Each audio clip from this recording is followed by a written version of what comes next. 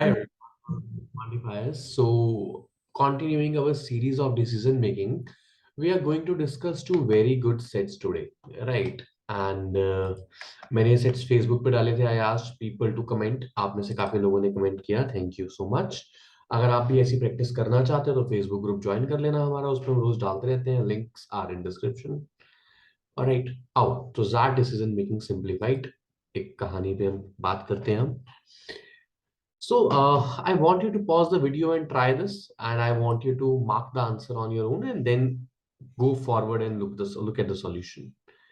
It says Lafarge Cement, a gigantic company of cement, is currently on an acquisition spree. So, एक company है जो कि acquisition कर रही है बहुत सारी चीजों को. It is buying cement companies from all around the globe, including in India. In India, it held its stock with Chennai Cements for a merger. Just before the deal was to be signed, the CEO of Chennai Cement, Mr. Murthy, requested a postpone of 3 months. All right. The CEO of Lafarge Cement later learned that Mr. Murthy was also in talks with Wholesome Cement for a merger and would try, no doubt, to raise the price for the merger 3 months later. The CEO, okay, the CEO of Lafarge Cement decides to back down from the proposed merger. All right. तो कहानी हमें समझ आती है कि जो party involve है अभी कौन सी है. एक तो हमारी अपनी लफार्ज सीमेंट है. उसके बाद चेन्नई बेस्ड कंपनी है हमारा चेन्नई सीमेंट. और एक कंपनी है जिससे वो बात कर रहा है होलसेम सीमेंट. ठीक है, ये तीन पार्टीज इन्वॉल्व है. Since then a lot of changes have taken place. अभी इसने 3 महीने का टाइम लिया हुआ है. अभी 3 महीने का पीरियड चल रहा है. Since then, a lot of changes have taken place in the business environment for the cement. The global recession has reduced the demand for cement substantially. Consequently, both Lafarge and Chennai Cement have lost a lot of market value, with Lafarge losing more. So Lafarge losing more. Lafarge has less finances, all right? Well, less, not I won't say less finances. Lafarge has been impacted more. Lafarge को ज़्यादा फर्क पड़ा है. Raising money has become much more difficult for both the companies, especially for Chennai Cement. Chennai Cement, being the company of a smaller scale, has lost higher amount of credibility as per this case, and that is why it's very difficult for this company to raise the capital. Okay. Mr. Murthy of Chennai Cement makes another attempt for a merger with Lafarge. तो ये भाई साहब सोचते हैं कि दोबारा से Lafarge के साथ मर्जर कर लेते हैं 2-2.5 महीने के बाद. पहले उन्होंने मना कर दिया था, बाद में हो गया रिसेशन. अब हमने क्या सीखा था अभी तक की अपनी सीरीज के दौरान कि आपको हमेशा एक ऐसा डिसीजन लेना है जो डिसीजन बेस्ट हो. जो डिसीजन बेसिकली बेस्ट हो आपकी कंपनी के लिए, आपके हित के लिए. ऐसी चीज लेनी है. अपने पर्सनल वेंडेटास को आपने बिल्कुल दूर रखना है. पर्सनल ग्रजेस को आपने बिल्कुल दूर रखना है. एक कंपनी के पर्सपेक्टिव से हमेशा सोचना है, right, that it should your decision should benefit the maximum amount of parties. कहता है which line of thought would be most appropriate for the CEO of Lafarge cement. अब अगर आप लफार्ज सीमेंट में हो, आप एक ऐसी कंपनी को एक्वायर करना चाहते थे जो कि चेन्नई जो कि आपकी वो स्ट्रेटेजिकली स्ट्रॉन्गर पोजीशन में लेके आता, पर वो ऑफर किसी भी कारण से हट गया. अब वो कंपनी आगे से आ रही है आपके पास कि यार मैं तब नहीं कर पाई थी merger, whatever the reason were. This is your assumption right now कि उनकी टॉक वहां पे किस बात से हुई थी और क्या क्या हुआ था, जो भी हुआ. ठीक है, मर्जर चलो ठीक है, आपके दिया हुआ है हमें कि मर्जर के लिए हुआ था, बट अभी आपके पास कोई ऑफिशियल उन्होंने प्रपोजल नहीं डाला था कि हम इसलिए नहीं कर रहे हैं, जो भी नहीं कर रहे. ऑलराइट, चलो अब देखते हैं कि अब मैं क्या सोचूंगा कि मैं ये एक बंदा हूं, मैं इसको एक्वायर करना चाहता था बट तब डील नहीं हुई, अब ये वापस आया है. I'm not sure if we should raise so much money now. Besides, Chennai Cement is facing a bigger financial crunch. So let's not hurry now, but wait for the opportunity to buy them out at a lower price. Now, see, I know that Chennai Cement को acquire करना एक strong और financial decision था मेरे पास, right? It was a good decision to pursue. But right now, my situation is also not great, and Chennai Cement की तो हालत बहुत ही बुरी है, मेरे से ज्यादा strategically बुरी है. तो मैं क्या करूंगा, instead of buying right now, let's wait for the opportunity to buy them. Yes, it is a very good option, right. It's a very good option कि मैं अभी कोई जल्दबाजी में डिसीजन नहीं लेता. वो सामने से आए, I am in a decision making arena, तो इसको मैं रख लेता हूँ अपने पास. तो अब देखो, सबसे बेस्ट चीज पता है क्या होती है डिसीजन मेकिंग की, जब जब भी हमारे पास ये वाले होते हैं ऑप्शंस इस तरह के कि 5 में से कौन सा आएगा. आपको पता है 1 एक काफी अच्छा ऑप्शन है. तो 1 and 2 एक ऑप्शन बचा, 1 and 5 एक ऑप्शन बचा. तो basically now it's 2 versus 5. Right. ये आप इस तरह से सोचोगे अपने पेपर में। अब अगर मैं पढ़ूं, second is there is simply no way I can entertain Chennai Cement proposal especially after the unethical behavior the last time around. Let me scout for another company to buy. Now this decision is more of the practical decision जो आप real life में आप लेते हो शायद, right. But when we talk about the perspective of decision making, आप कभी भी अपने कॉम्पिटिटर को, जो कि जिसको, सॉरी कॉम्पिटिटर में नहीं कहूंगा, अपने एक एक्विजिशन को जो कि आपको बहुत अच्छी पोजीशन में डाल सकती थी, अब अगर वो आपको सस्ते में मिल रही है due to whatever constants, ये आपके लिए एक फायदे की बात है, राइट। आप जरूर उस पर कोई कंडीशन लगाओगे कि अब आप ऐसा नहीं कर सकते, अब आप वैसा नहीं कर सकते, वो आप इंट्रोड्यूस कर सकते हो क्लॉज। बट अगर मैं ये कह दूं कि नहीं, अब तो मैं तुम्हें बिल्कुल भी अपने साथ मिलाऊंगा ही नहीं, क्योंकि तुमने लास्ट ईयर ऐसे किया था, वो तो मैं अपना भी नुकसान कर रहा हूं उसमें, क्योंकि मेरे लिए वो कंपनी बहुत अच्छी थी, तो उनको मना मैं कर तो रहा हूं, अपनी ईगो सेटिस्फाई कर रहा हूं, लेकिन मेरा काम नहीं बन रहा। तो second is not a good option at all, right? It is based out of your ego. So for me right now 1 and 5 is the correct answer, but let's read the other for you, right? अगर मैं paper में होता यहां इसको mark कर देता 5 पढ़ के, बट आगे चलता हूं। Third, the deal makes less business sense now, but if I agree to the merger I will be the CEO of world's largest CEO company. देखो, ये बिजनेस एक्यूमेन के कितना अपोजिट डिसीजन है कि अभी किसकी सेंस तो नहीं बन रही, पर अगर मैं एग्री करता हूं तो मैं दुनिया की सबसे बड़ी कंपनी का मालिक बन जाऊंगा, तो इसको क्या फायदा हुआ, राइट। तो इतना पैसा ऑफर है तो मैं ले लेता हूँ, लेकिन ये तो बिल्कुल वही सेंस ही नहीं है ना। अभी ना आपको रिक्वायरमेंट है, ना आपको वो स्टॉक से हेड है, सिर्फ एक ईगो के चक्कर में आके दोबारा से कि मैं सबसे बड़ी कंपनी का मालिक बन जाऊंगा, ले लेता हूँ। No, it doesn't make any sense right now. Okay. Fourth, I'll resume talks only if they are willing to pay the financial penalties if the deal is scuttled by them.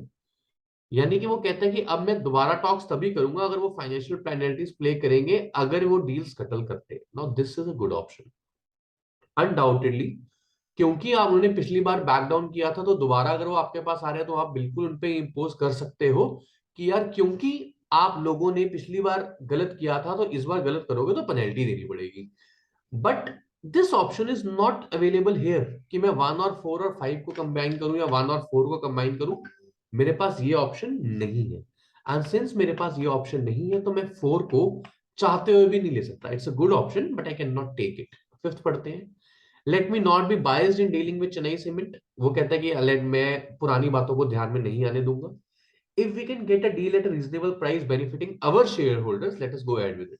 बिल्कुल perfect बात है कि अगर मुझे लगता है कि मैं एक डील एक ऐसे प्राइस पे ले आऊं कि हमें फायदा हो, तो मैं जाता हूं आगे। बायस नहीं होऊंगा। बायस मतलब कि ऐसा नहीं सोचूंगा कि पिछली बार उन्होंने ऐसा कर दिया था तो मैं इस बार गुस्से में ये कर दूंगा वो कर दूंगा, नहीं, ऐसा नहीं सोचना।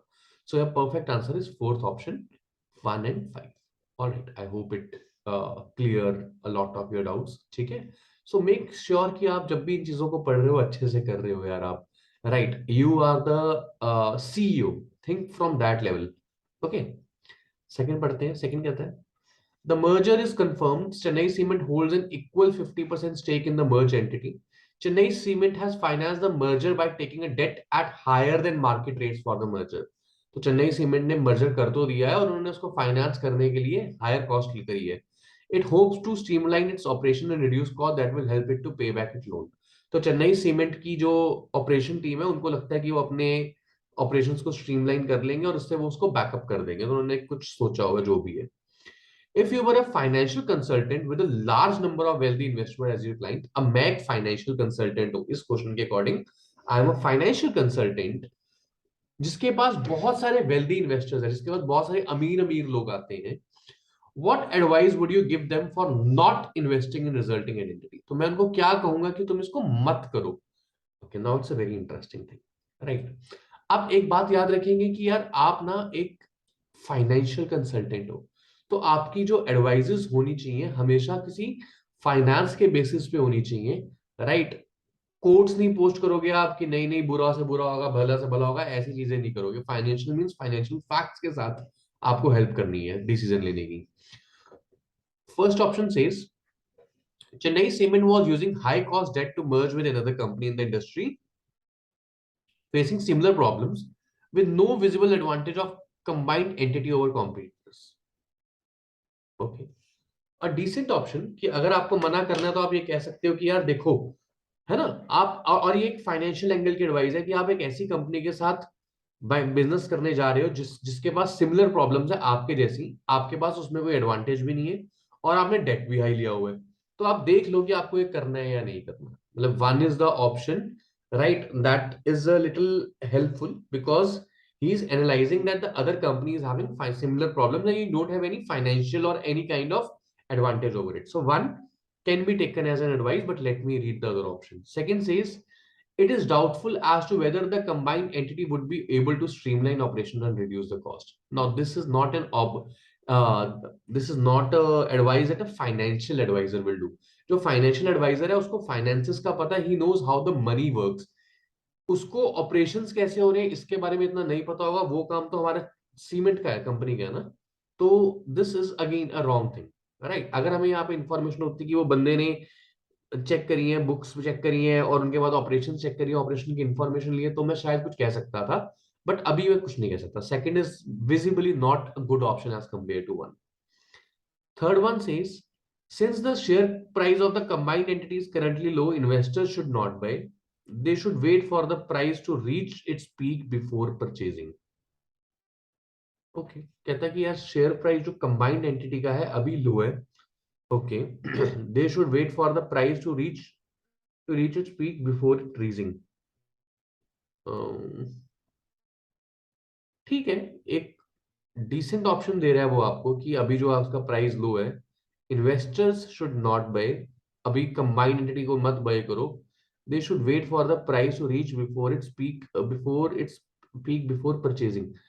बट ये तो अगर हमारा लो प्राइस है तभी तो वो इन्वेस्टमेंट कर रहे हैं हमारे पास, ठीक है। बेसिकली वो क्या कह रहा है कि जो इन्वेस्टर्स हैं वो बाय नहीं करेंगे, लो प्राइस है अभी, मतलब it's not a logically very correct option to put. One is a very better choice as compared to this because in one it is giving them the case study, in second it is giving them the future जो भी आपकी एक forecasting होती है without any basis right now. So one is factual while third one is not factual, right? One is the better choice as compared to three, right? Let's move ahead. The global recession is likely to continue for another year or so. Therefore, the new entity is not likely to be profitable. अब ये again उस बात पे comment कर रहा है जो इसके ऑपरेशन बेस्ड है कि वो प्रॉफिटेबल होगी या नहीं होगी। उसका काम ये नहीं है, उसका काम ये है कि उसकी डील को अभी एनालाइज करे कि क्या फायदे हैं क्या नुकसान है, राइट। ये उसकी ऑपरेशंस के ऊपर कमेंट कर रहा है जो कि इसका काम ही नहीं है। ग्लोबल रिसेशन का क्या इम्पैक्ट पड़ रहा है इस क्वेश्चन में, जो आपका बेसिक चीज दिया हुआ है हमें इतना क्लियरली नहीं बताया कि एक साल तक क्या होने वाला है, राइट। तो जब इतना पता ही नहीं हमें एक साल की फॉरकास्टिंग क्या होने वाली है, तो उस एक साल के बिना डेटा पे हम आंसर नहीं निकाल सकते। Okay, so demand for the new eco-friendly housing material are on the rise, therefore investors should opt out of cement companies. Again very wrong answer कि आप क्वेश्चन हो रहा है कि आपको वहां पे क्यों ना करो, उसका प्रो और कौन बताओ। आप किसी और इंडस्ट्री को बीच में लेके आ रहे हो कि इको फ्रेंडली हाउसिंग मटेरियल आ रहे हैं तो आप सीमेंट से ऑप्ट आउट कर दो, नहीं। देखो बात बची सिर्फ वन और थ्री की कि investors since the share price of combined entities currently low, investors should not buy. Basically अगर शेयर प्राइस लो है तो investors should buy so that the price peaks and they will sell out on or anything else. So three will not stop them anyhow. One is the best option in this case because he is giving the case study of a similar company, similar problems, and then analyzing कि कोई उसके पास advantage नहीं है. So one is clearly a good choice. Very good. Okay. Okay. This brings us to the small advertisement before the second set. ठीक है, अपन 12 तारीख से course को शुरू करेंगे जैट का। Special emphasis will be on the decision making and course की cost आप बच्चों के लिए सिर्फ 1600 रुपए रखी गई है because a lot of kids are kind of in a trauma after cat. So if you are here listening to me, this course is particularly for you if you are targeting that, right? I hope you make the good out of it, you take the best decisions. All right, let's see. आगे चलते हैं। India is the world's largest producer of oilseed in the world, but the demand is so high that the country has to still import oilseeds. Okay, बहुत ज्यादा कर रही है लेकिन India में इतनी डिमांड है कि इसको और मंगाने पड़ते हैं। Despite the setting up of an autonomous oilseed board in 2005, the country is yet to gain self-sufficiency in the valuable cash crop Oil seeds are grain used for processing cooking oil, such as this. The grains are rich in protein and nutrients. This would all contribute to this. Indian government is worried and may hold top official of the board responsible if they fail to meet the target and punish them with fines and transfers. Okay, तो monetary fine और monetary fine की बात हो रही है कि monetary fine लगेगा अगर जो ये ऑटोनोमस बोर्ड सेट हुआ है, जो कि रिक्वायरमेंट्स को मीट कराने के लिए सेट हुआ है, वो टारगेट्स पूरा ना करे. The strict performance parameters are aimed at ensuring that at least the reduced target of 37 million tons of oilseeds production per year is achieved. 37 million tons per year ये एक रिड्यूस टारगेट है जो कि achieve होना ही होना चाहिए. Reduce target है, मतलब पहले कुछ और था, रिड्यूस करके 37 मिलियन किया गया है. While a target of 12th year fifth plan has been already scaled down from 41 to 37, only an average of 27 million tons per year. Okay. तो कहना चाहता है कि जो अगला प्लान है has already been scaled down from this to this, only an average of 27 million. Okay, ठीक है, तो कम किया गया है. अब वो कह रहा है कि only an average of 27 million was achieved in the first 4 year. तो पहले 4 साल में एवरेज 27 आई है, तो मतलब हर साल कितनी आई है मुझे नहीं पता, पर एवरेज 27 आई है. ओके, तो बेसिकली कहानी क्या है कि इंडियन गवर्नमेंट चाहते हैं कि जो ऑयल सीड्स हैं उनकी डिमांड्स को मीट करने के लिए उन्होंने एक बोर्ड को सेटअप किया कि आपकी निगरानी में आप देखो कि क्या करें कि आपकी नीड्स फुलफिल हो जाए. पहले उन्होंने टारगेट दिया था 45 मिलियन का, उसको स्केल डाउन करके 37 कर दिया, लेकिन देखा यह गया कि 4 साल में बोर्ड ने सिर्फ 27 मिलियन पर ईयर का टारगेट अचीव किया है, जो कि होना 37 चाहिए था एवरेज आइडियली. अब आगे देखते हैं. If you were a government representative, what would be a statement that may motivate oil seeds to work better? I think I have skipped a question in here. क्या? Yes, right. The information is same. I skipped the question. पहले ये question कर लेते हैं, फिर आगे चलेंगे. Information तो सब same he. If you were the chairman of Oil Seeds Commission, which are the following statement, all of which are assumed to be true, could be used to strengthen your case against the government holding top official? अब अगर आप chairman हो, chairman of oil seed commission हो, इनमें से कौन सी cases आप लोगे, कौन सी एग्जांपल्स लोगे इन ऑर्डर टू इंश्योर कि आप जो टॉप ऑफिशियल्स हैं वो रिस्पॉन्सिबल है.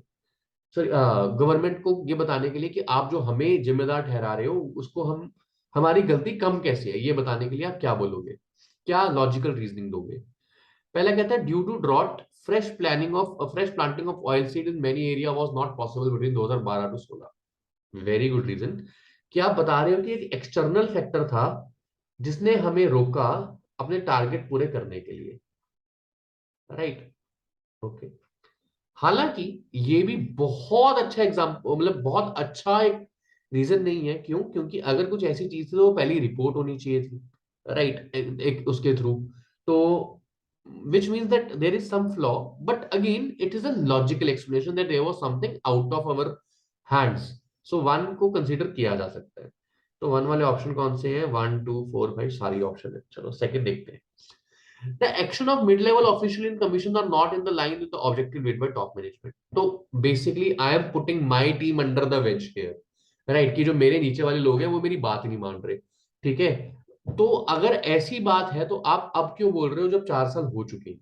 राइट. ये तो आपको पहले बोलना चाहिए, your head of the company. और अगर आपको ऐसा लग रहा है कि मेरे मिड लेवल ऑफिशियल्स बात नहीं मान रहे, you should rectify it. Right. आपका काम क्या है? आप वो गलत है, so second should definitely not be there. तो सेकंड नहीं होना चाहिए, वन होना चाहिए. तो फर्स्ट ऑप्शन एलिमिनेट हो गया, ये एलिमिनेट हो गया, ये एलिमिनेट हो गया. नाउ वन, वन और थ्री, 1 3 4, इस तरह से अब ऐसे ही चलना है. 4 को पढ़ेंगे सीधा. ठीक है, क्योंकि 3 तो दोनों में है. ये 4 क्या कह रहा है? We are not to blame, the government is doing nothing to encourage. Again गलत. आप क्या कह रहे हो? 4 साल के बाद कह रहे हो कि गवर्नमेंट गलत है. सीधा मेरी तो गलती नहीं है जब गवर्नमेंट ने आपसे पूछा. This is a very negative thing to do, right?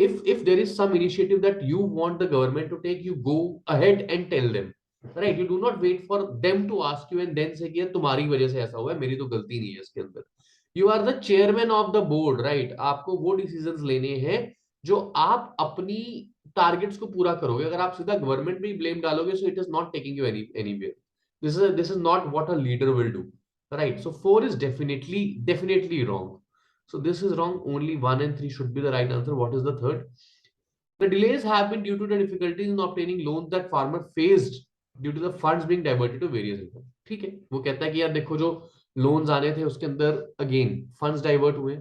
हालांकि अगेन अगर ऐसा हो रहा है तो उसको पहले बताना चाहिए था, बट कम से कम ये वो फैक्टर्स तो हैं जहां पे उसके पास कागज है दिखाने के लिए कि देखो यार ये चीजें हुई थी इसीलिए मेरी वजह से ये हुआ है, डायरेक्ट रीजन नहीं है। ठीक है, ओके, तो ये भी हो गया। अब फिफ्थ क्या कहता है? फिफ्थ तो इन्होंने खुद ही कहीं पे नहीं डाला, देखो, तो हम क्यों ही डिस्कस करें, right? The reduced target is also unrealistic since land under certain fed farming is almost saturated and the government is not doing enough to irrigated farming. Again government ने थोड़ी कुछ करना है तो इनफ, आपको जब बोर्ड सेटअप किया गया तो आपको करना है ना वो चीज। तो फिफ्थ तो वैसे भी गलत है, और अगर आपको लगता है अनरियलिस्टिक टारगेट हो तो पहले बताओ, लास्ट में थोड़ी बताओगे।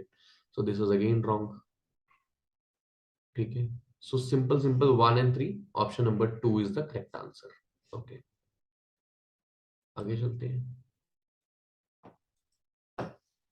If you were a government representative, what would be a statement that may motivate the oil seed boards to do better? अब अगर मैं गवर्नमेंट रिप्रेजेंटेटिव हूं तो मैं ऐसा क्या बोलूं कि वो उनको हेल्प करे कि आप ज्यादा काम करो यार। Make a statement that nothing is impossible with hard work and dedication, ये तो एक कोट हो गया। Quotes never help, you have to give them something beneficial, कोई प्लान दो या कोई और चीज दो। Quotes will not help you. Quotes, और ऑलवेज रिमेंबर हमें सिमिलर ऑप्शंस भी एलिमिनेट करने होते हैं। ठीक है, तो कोट्स वगैरह को हम नहीं लेते। कोट्स एक ऐसी चीज है जो बंदे पहले भी एग्जिस्ट करती थी, बाद में भी एग्जिस्ट करेंगी, right? How will it motivate them to do better? One is wrong. Remind the board member that country may have to import, ये तो उन्हें पहले ही पता है if targets are not met, तो again this is not going to motivate them, right? They already know this, right? Remind the board member that nutritious होता है, ये होता है, all are healthy, ये भी again not a good option.